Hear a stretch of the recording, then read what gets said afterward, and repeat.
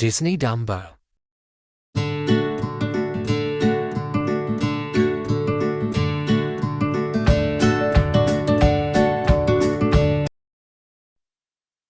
Early one morning, a flock of storks flew across the sky. In their beaks they carried precious bundles over a big circus. At just the right moment, the storks released their special deliveries, sending them gently floating down to the circus tents below.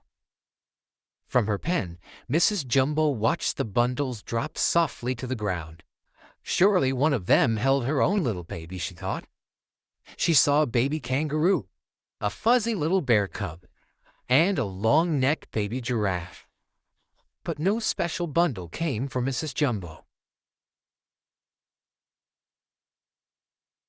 As the animals boarded the circus train the next morning, Mrs. Jumbo searched the sky again. But there wasn't a stork in sight. The ringmaster was ready to go. Casey Jr. whistled, and with a powerful tug, headed down the track. The circus was on its way once again. Mr. Stork was running very late with his delivery. When he spotted the circus train below, he quickly flew down and landed on the roof of a train car. "Mrs. Jumbo! Calling Mrs. Jumbo! Oh, where's that Mrs. Jumbo?" From one of the cars, he spotted some elephant trunks waving at him.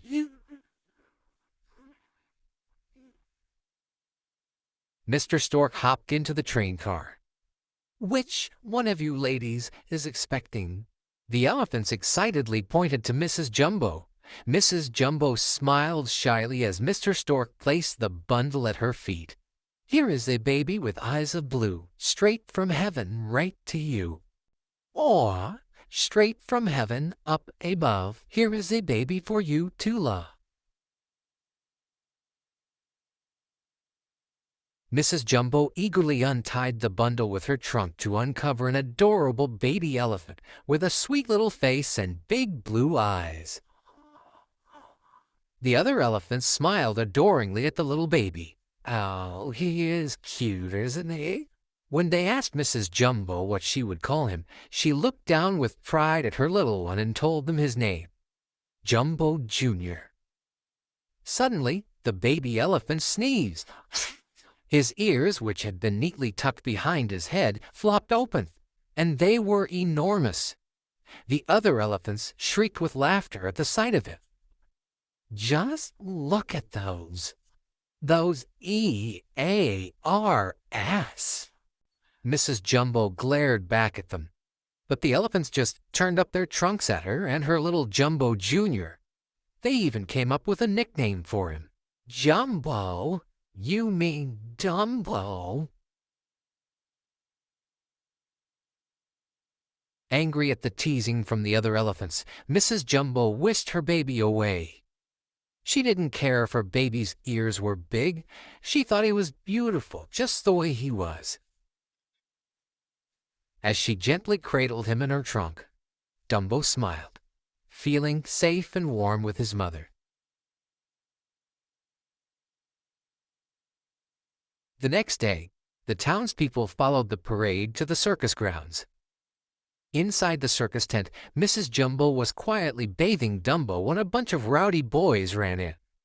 As soon as they spotted Dumbo and his oversized ears, they began to make fun of the little elephant. Laughing and jeering, they crawled beneath the ropes and pulled his ears. Dumbo tried to hide behind his mother.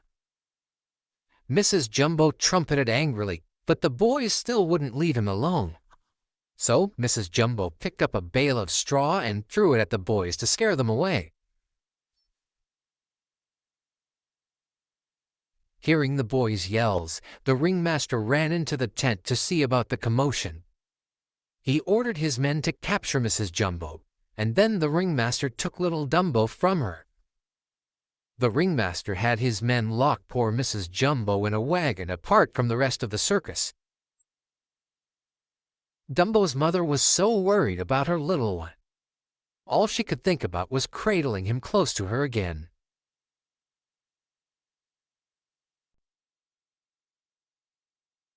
Little Dumbo cried for his mother, but the other elephants turned their backs on him.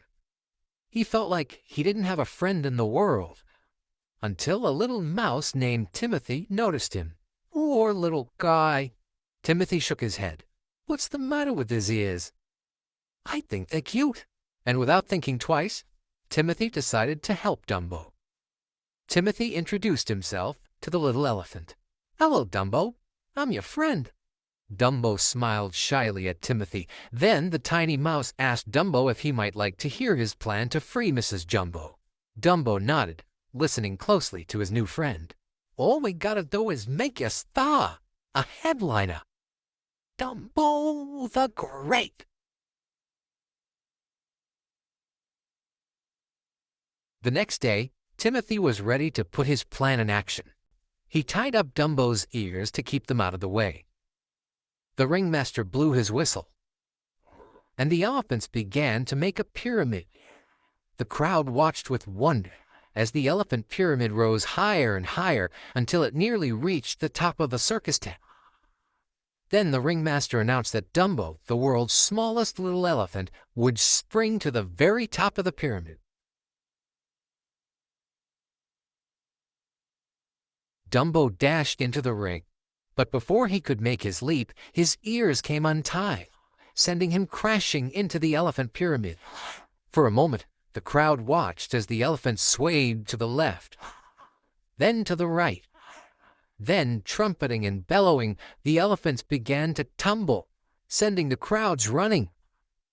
As the elephants fell, they hit the poles that were holding the tent up. There was a loud crack as the center pole snapped in two. The big top began to fall, and with a loud whoosh, the giant tent collapsed.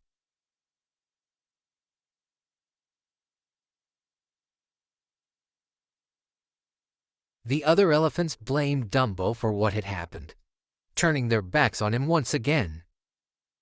So Dumbo joined the clowns' firefighting act.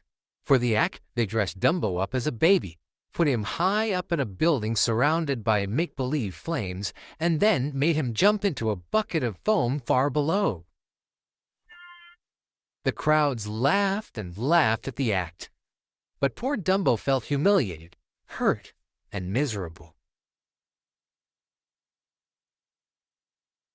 After the show, Timothy scrubbed his friend's sad little face. You are stupendous. You ought to be proud. But his friend's kind words couldn't stop Dumbo's tears. Timothy thought for a second. Dumbo, I forgot to tell you, we're going over to see your mother. Come on. A hopeful smile crossed Dumbo's face at the thought of seeing his mother. Later that night, while the circus folk slept, Timothy took Dumbo to the wagon where his mother was chained up. Mrs. Jumbo, someone to see ya. Mrs. Jumbo was overjoyed to see her baby. She put her trunk through the bars of the window and rocked her little Dumbo, making him feel warm and safe and loved.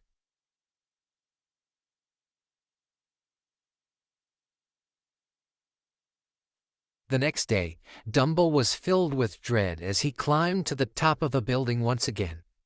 Timothy wanted more than anything to give Dumbo confidence. Suddenly, an idea came to him. Timothy handed him a feather, telling him it was a magic feather that would help him fly. Could it be true, Dumbo wondered? But he trusted Timothy, so holding the magic feather tight, Dumbo jumped. At first, Dumbo and Timothy soared through the air, but halfway down, Dumbo lost the feather. Without it, he thought he couldn't fly.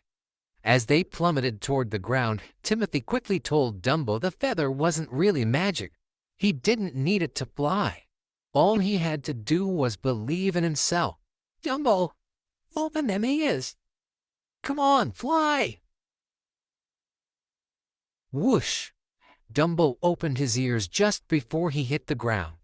The clowns, the ringmaster, and the audience watched in amazement as Dumbo flew up, down, and all around the big top. He was a flying elephant.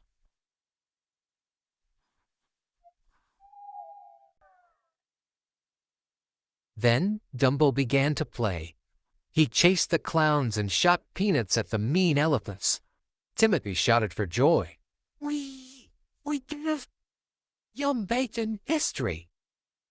In the days that followed, Dumbo became the most famous elephant in the world, and people came from all over to see the little elephant with the big ears fly. Timothy, who was now Dumbo's manager, became famous too.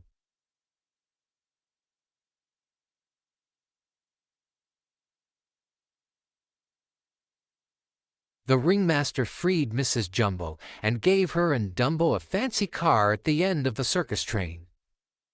And even though Dumbo was a star now, there was nothing more wonderful than being with his mother again. When she hugged him close, he was the happiest little elephant in the whole world.